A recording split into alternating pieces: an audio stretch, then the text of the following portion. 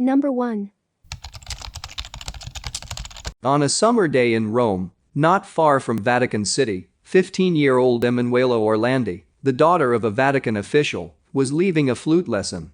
She had been continuing to take lessons 3 days a week at the Tommaso Ludovico da Vittoria school, even though regular classes were over for the summer. Emanuela was excited because she had been offered a job selling Avon products, an opportunity she discussed with her sister over the phone. It was the last time anyone in her family would ever speak to her. Somewhere between that final flute lesson and her home, Emanuela Orlandi disappeared. That was June 22, 1983. She has been missing ever since.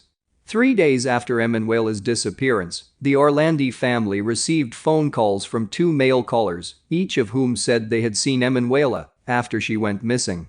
These men, who called themselves Perlugi and Mario, respectively, claimed they had seen a girl with a flute matching Emanuela's description. Both men described details about Emanuela that only the Orlandi family had known. These weren't the only strange clues the family and officials learned. Some of Emanuela's friends claimed that on previous occasions they had witnessed men following her. Months before Emanuela's disappearance, her friend Raffaella Gugel had also complained of being followed. This girl's father, who also worked in the Vatican, had warned her that an abduction was being planned following the attempted assassination of Pope John Paul II. Despite these leads, there were no firm answers. Within a week, Rome was plastered with more than 3,000 flyers bearing Emanuela's photograph. By July 3 of that year, Pope John Paul II had publicly appealed to those responsible for the young woman's disappearance. 2 days later, the family began receiving anonymous phone calls. The caller, who had an American accent, claimed to be affiliated with Perlugi and Mario.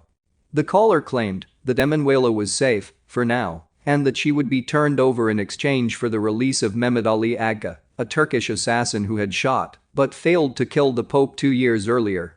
Soon letters began arriving in newsrooms, sent by an organization called the Turkish Anti-Christian Liberation Front, demanding Agca's release in exchange for Emanuela's return. Over the years, Agca's statements about the disappearance have changed. In the 90s, Agca had attested that Emanuela was living in a convent and that her family could see her anytime they wished. In 2006, Agca claimed that both Emanuela's disappearance as well as the vanishing of another young woman, Mirella Grigori, in Rome about a month before were intentional abductions intended to secure his release. But even after his eventual release from prison in 2010, the authorities never found any official connection between Agca and the disappearance of either girl, both of which remain unsolved to this day. The connection to Agca and his attempted assassination of the Pope were only one of the many odd wrinkles in this long unsolved missing persons case, however. Media outlets reported that Emanuela, a citizen of Vatican City, was either the daughter of an envoy of the prefect of the pontifical house or an employee of the Vatican Bank. In 2011, Antonio Mancini, a former member of the Banda della Magliana, claimed that Emanuela's disappearance was one of several kidnappings made by the organized crime outfit in order to target the Vatican as part of an extortion effort to recover large sums of money they had loaned to the Vatican Bank. For the first time since Emanuela Orlandi's disappearance, but not the last, Italian authorities unsealed a tomb. In this case, it was the resting place of Enrico De Pettis, a gangster who had died in 1990. According to some sources, De Pettis' former girlfriend had told authorities that he confessed to her that he had been responsible for Emanuela's disappearance. Within the tomb, the authorities are said to have taken DNA samples, but no break in the case occurred. This tomb was opened in 2012, and the activity sparked a major surge of renewed interest in what had once been one of Italy's most famous unsolved mysteries. During this same time, Father Gabriele Amorth, at the time the 85-year-old chief exorcist of the Vatican, who claimed to have performed tens of thousands of exorcisms and had written several books on the subject, was helping to promote the exorcism-based horror flick The Rite with Anthony Hopkins. Amorth stated that Emanuela had been abducted by a secret cabal of Vatican police and foreign diplomats for a sex party, and that she was subsequently murdered and her body disposed of. Like every other claim surrounding Emanuela's disappearance, however, there seemed to be no evidence substantiating Amorth's claims. In fact, finding any evidence at all relating to Emanuela's disappearance was beginning to feel more and more like grasping at straws. Such proved to be the case in 2018, when human remains found during renovation work on the Holy See's embassy in Rome were initially thought to belong to Emanuela Orlandi and Mirella Gregori. According to news outlets at the time, the authorities even told Orlandi's family that they believed the remains might be hers. "We were hoping to bring an end to this dramatic story after 35 years," Emanuela's sister was quoted as saying. Yet, shortly after the remains were found, authorities revealed that they actually belonged to a Roman man who had died between AD 90 and AD 230, some 2,000 years before Emanuela Orlandi's disappearance. "We don't understand how they could have made so many speculations," a lawyer representing Orlandi's family said, "also because so many experts in the field say you can immediately identify extremely old remains by their color. It's crazy and has caused the family so much pain." Nor was it the last time. Not long afterward, that same lawyer, Laura Scro, received an anonymous letter. "I opened it," she told NBC News, "and there was a picture of the statue of an angel in the Teutonic Cemetery inside the Vatican. And a letter that simply said, 'If you want to find Emanuela, search where the angel looks.'" The family petitioned the Vatican for permission to have the two tombs below the angel statue opened, and in July of 2019, the Vatican agreed. The tombs in question belonged to foreign royalty, specifically Princess Sophia of Hohenlohe-Waldenburg-Bartenstein, who passed away in 1836, and Duchess Charlotte Frederica of Mecklenburg-Schwerin, hereditary princess of Denmark, who died in 1840. A forensics expert, the Vatican police, members of Orlandi's family, and others were present when the tombs were opened. What they found was far more shocking than the bones of two girls who had been missing for more than 3 decades. In fact, they found no bones at all. Not only were the bodies of Emanuela Orlandi and Mirella Gregori not present in the tombs, which showed signs of having been recently opened, though no one seemed to know why or by whom, but neither were the remains of their intended occupants. What was hoped to finally solve a decades-old mystery instead created another, possibly even older one. These are questions with no answers, even today. Shortly after the empty tombs were opened, 2 ossuaries were found beneath the pavement in the college adjacent to the tombs. The forensic anthropologist who had been on site for the opening of the tombs searched through the fragments, but all of them predated the 20th century and therefore could not have belonged to either Emanuela Orlandi or Mirella Gregori. What became of the 2 missing girls? What happened to the remains of the 2 princesses whose bodies should have been in the tomb of the angel? And what connection, if any, do these 2 mysteries have? Sadly, we may never know. Number 2. On April 11, 2001, then 20-year-old Branson Perry went to hang up jumper cables in a shed near his family's home in Skidmore, Missouri. He was never seen again. For the past 20 years, it's been a nightmare for his family and friends trying to piece together what happened to Perry after he disappeared. "Someone knows something. I promised his dad and grandparents that I would never give up on finding Branson," Gail McMurray, Perry's aunt, said. The 2 decades since Perry's disappearance have included dead-end leads, numerous rumors and the death of his parents and grandparents, including the biggest advocate for his case, his mother, Becky Clino, who passed away in 2011. In spite of all of that, people who Clino placed in her trust, like Monica Kaysen, founder of the Community United Effort Center for Missing Children, continue to search for Perry. "Law enforcement's not giving up, I know the family's not given up, and I know we haven't," she said. "We just continue to try to keep his face out there in hopes that somebody will come forth with some good information that will lead actually to a recovery."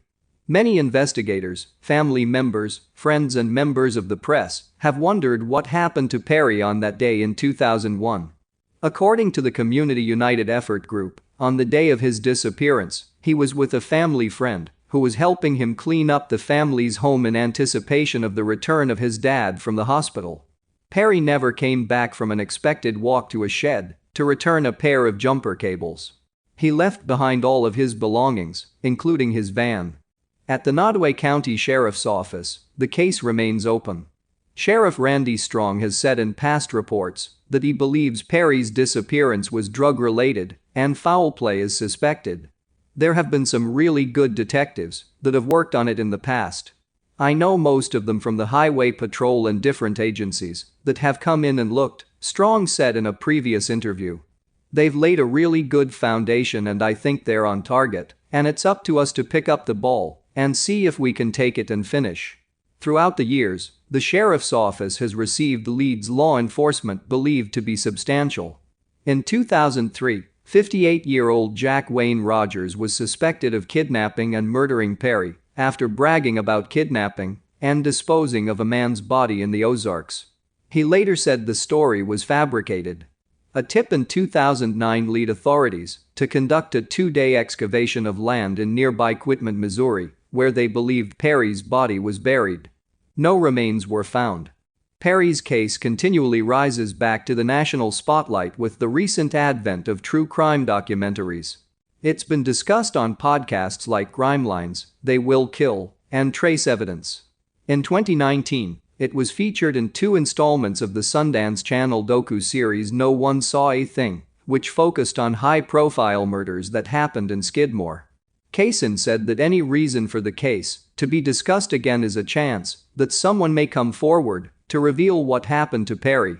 I think a lot of people sit back and wait and hope that maybe it's that one day that the story will grab the heart of somebody reading it or guilt them to make them make that phone call or tell what they know, she said.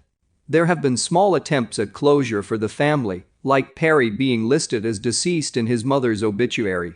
Even though his burial plot remains empty, it is marked with a headstone bearing Perry's name, purchased in 2012 by his stepfather Jim Clino.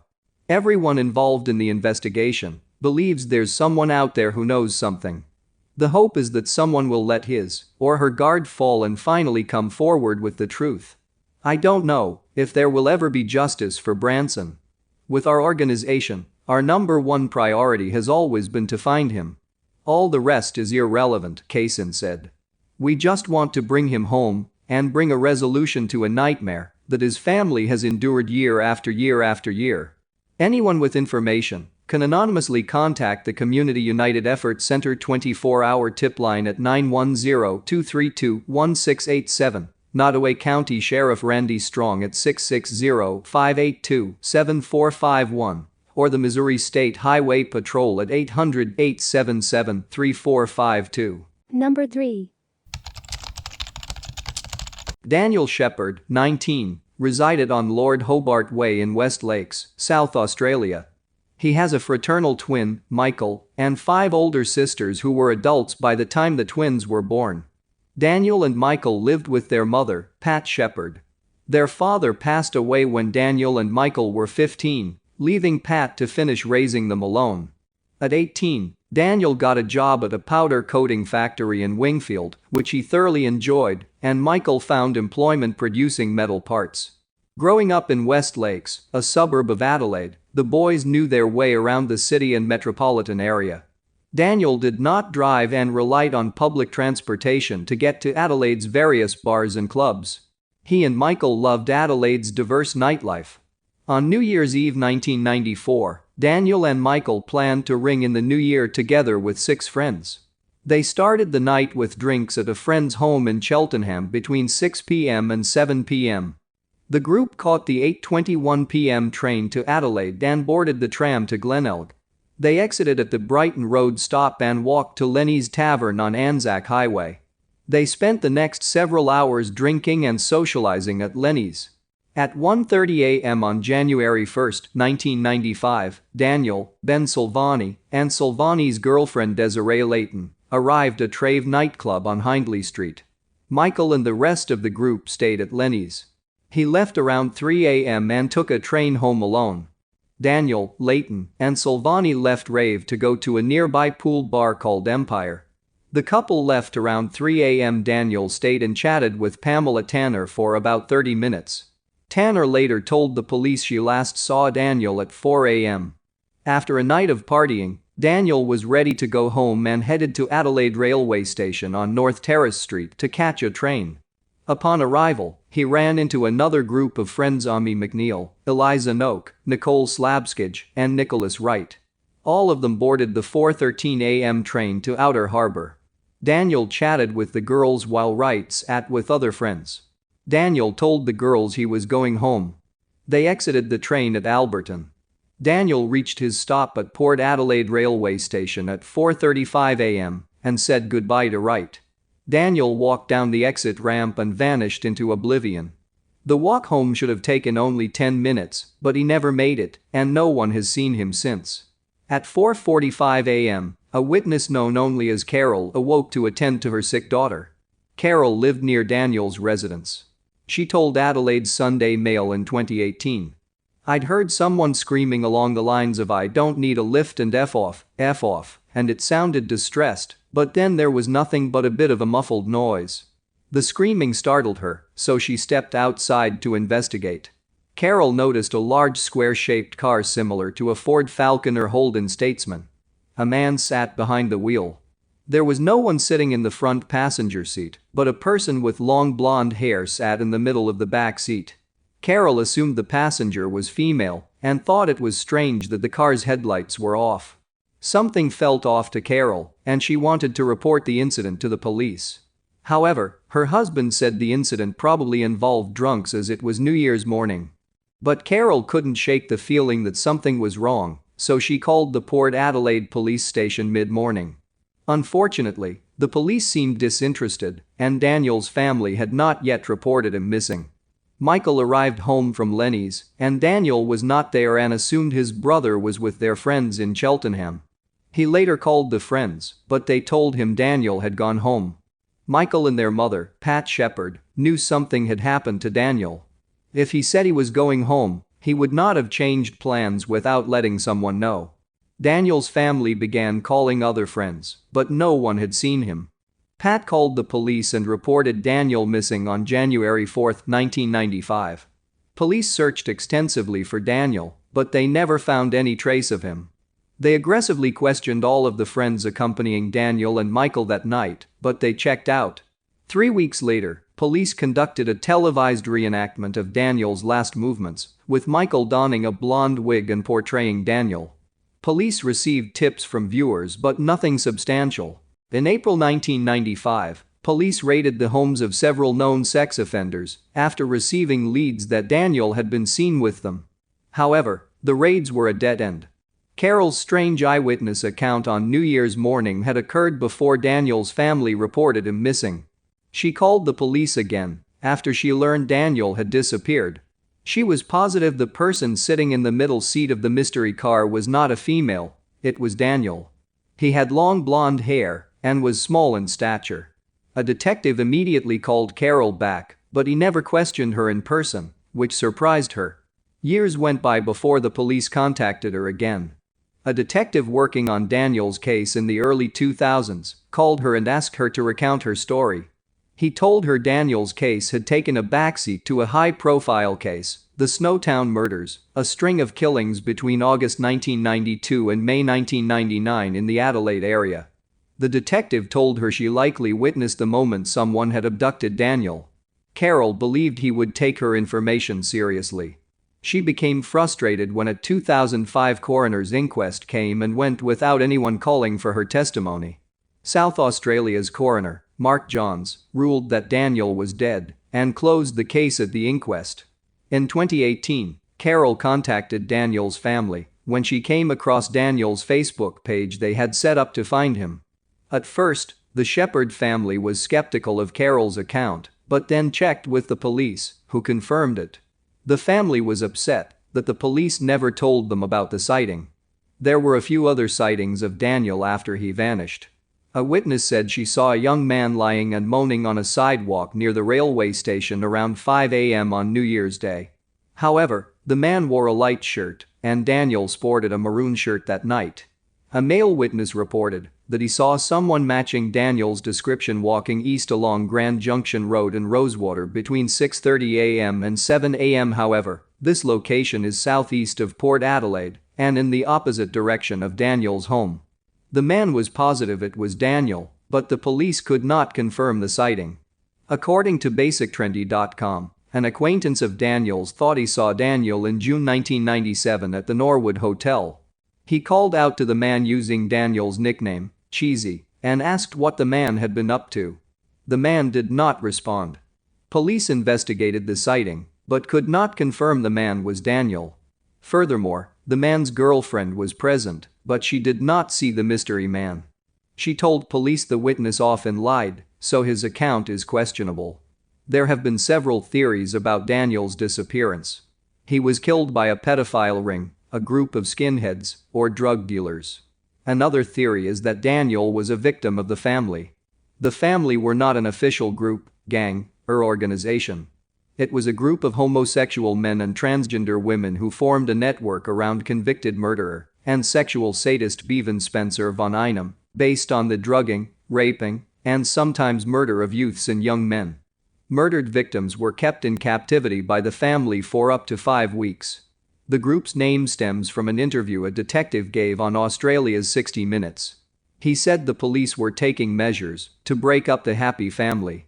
Bevan Spencer von Einem was convicted for the rape and murder of 15-year-old Richard Kelvin, son of Adelaide newscaster Rob Kelvin, in 1983. Richard was kept alive for 5 weeks, during which time he was repeatedly drugged, raped, and tortured until his inevitable death. Bevan was the only member of the family ever convicted. Bevan Spencer von Einem was named in 1990 by the witness Mr. B. as the killer of the Beaumont children in 1966 and Joanne Ratcliffe and Kirst Gordon in 1973, all kidnapped from Adelaide. However, police have been unable to make a positive connection, and he is not the only suspect in those cases.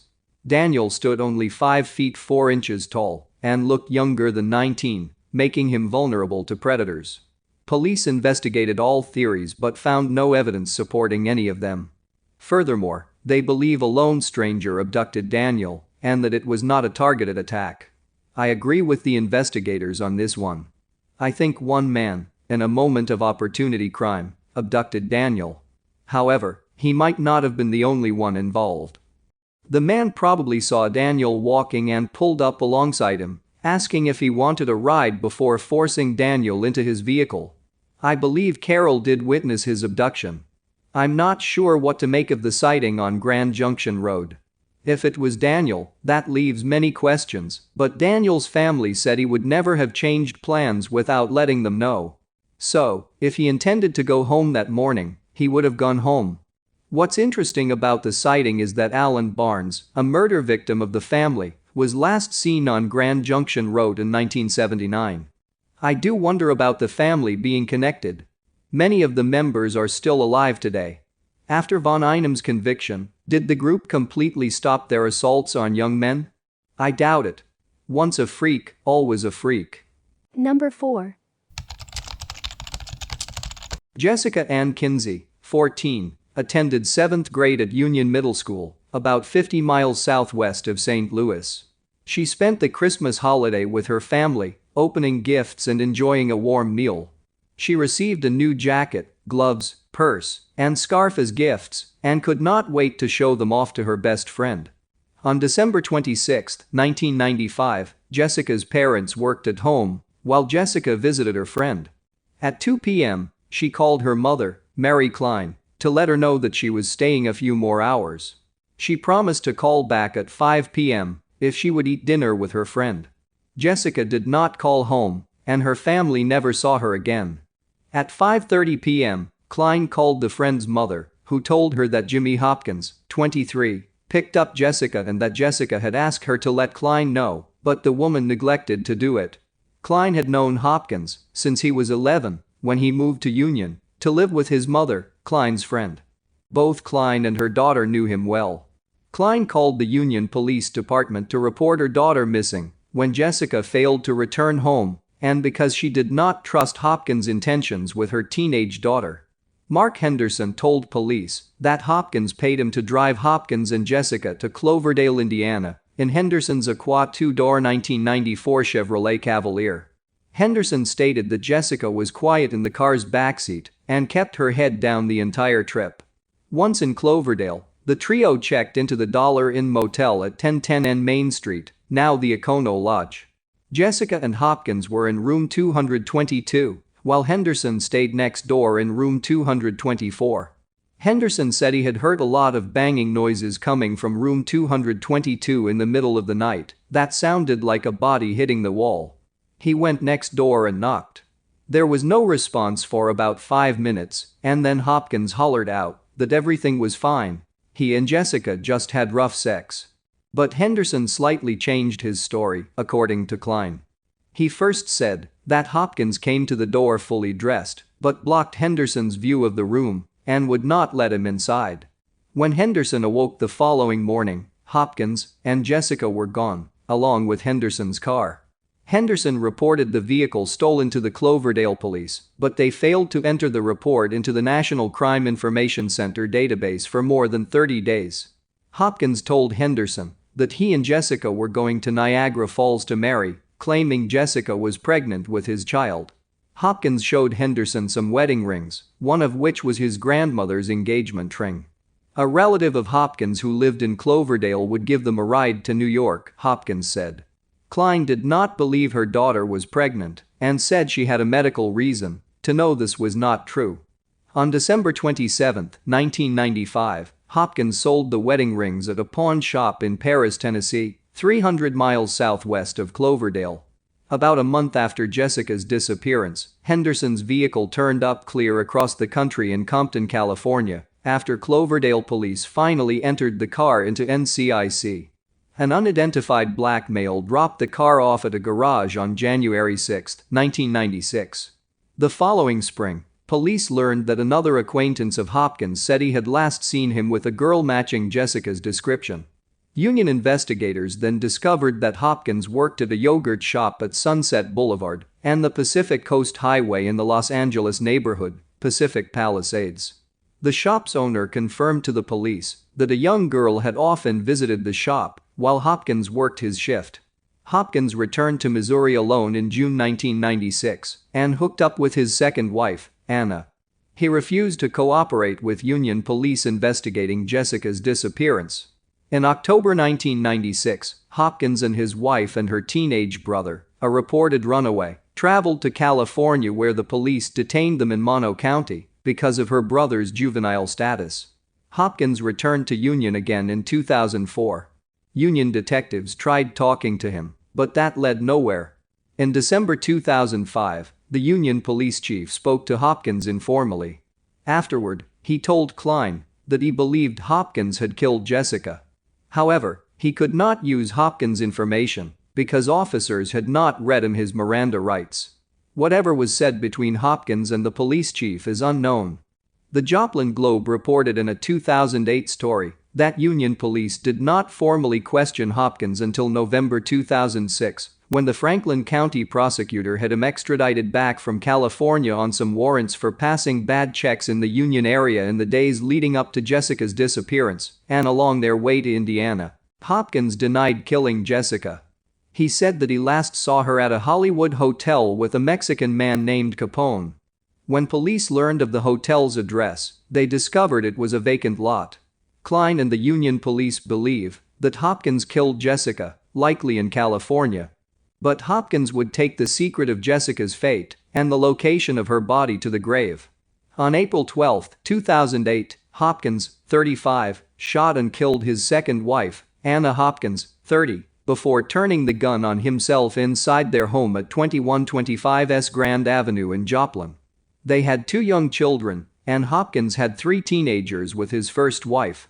The couple had dropped off their young children at a babysitter's home. The babysitter went to the couple's home when the Hopkins failed to pick up their kids. When no one answered the door, she called the Joplin police, who found them both dead inside their home. Police believe that someone else has vital information about Jessica's disappearance and have made public appeals over the years. However, no one has come forward. Jessica's mother and stepfather relocated to Independence in 1998. Mary Klein passed away on September 30, 2019, in Independence. She was 59 years old.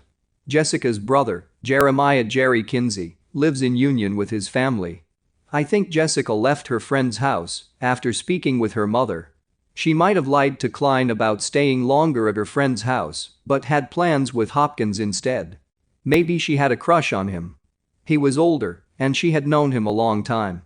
Plus, at 14, she was probably vulnerable. I believe Jessica had every intention of returning home that day and only expected to hang with Hopkins for a short period. I don't necessarily believe Hopkins killed Jessica at the Dollar Inn in Cloverdale, mainly because people had confirmed seeing a girl matching her description with him in California. Hopkins might have assaulted her in the motel room, though, to force her to be compliant possibly, but I don't necessarily believe Henderson's story. 1. He changed his story, and 2. If he thought he heard loud banging that sounded like a body thrown against a wall, why didn't he do more to make sure Jessica was safe? Henderson or the motel staff did not find it unusual that a teenage girl was with Hopkins and checked into a room together. Maybe Hopkins told Henderson she was 18. Why would Hopkins steal Henderson's car when he knew Henderson had no way of getting back to Missouri? He might have initially planned to go to New York, but changed his mind last minute, or something happened to change his mind. Because what was the point of driving to Indiana if he intended to go to California? If he did kill Jessica in the motel room, I'd wager he disposed of her body between Cloverdale and Paris, Tennessee. But I think he forced her to go to California for whatever reason. I doubt it was another young girl at the yogurt shop. Hopkins likely killed her there or sold her to someone. I mean, she was only 14, so how hard would it have been for him to sell her? He had to know people out there. Who was the black male who dumped the Cavalier? Or did he merely pay the man to do it? I believe Jessica is dead, and Hopkins killed her. If she had stayed in California, she would have contacted her family at some point, and she never did.